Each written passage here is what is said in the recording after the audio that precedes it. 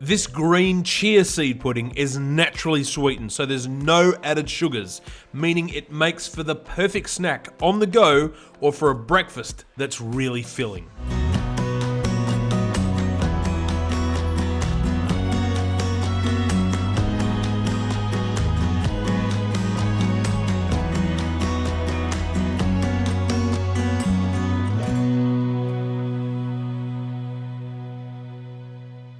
So to start, into a blender, I'm going to be adding in 1 cup of milk. Now you can use any milk for this, even plant-based milks like almond or coconut.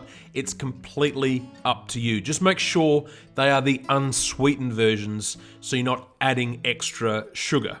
Now to thicken things up slightly, I'm going to be using 1 teaspoon of tahini. Now tahini is simply toasted ground sesame seeds. It's not enough that you'll notice the flavour, but it will give the chia seeds something to get hold of and help thicken them, especially if you're using plant-based milks because there's little fat content. To the milk and the tahini, I'm adding in a handful of fresh spinach, which equates to about a cupful.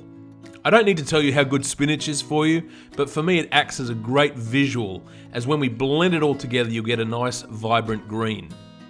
So I suggest you use a high-speed blender for this. Now what I mean by that is a powerful motor, and this will ensure all the spinach is blitzed and there's no chunky bits left over. You want it totally pulverized.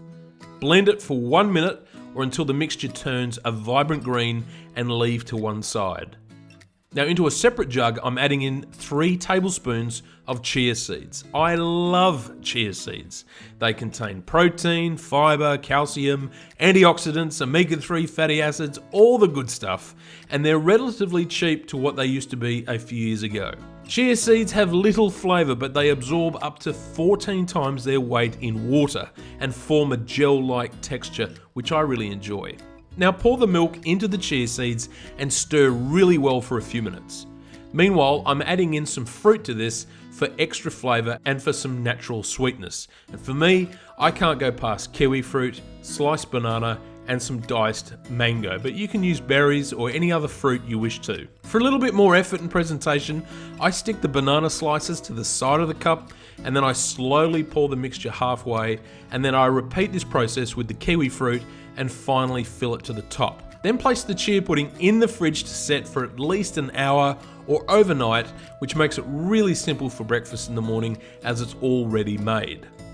For extra fruit to serve, I quickly mix together some more kiwi fruit, banana and mango, and then I place it on top of the chia puddings and then serve. It looks great from every angle, the flavours are really top drawer, and the best thing of all is it's really good for you.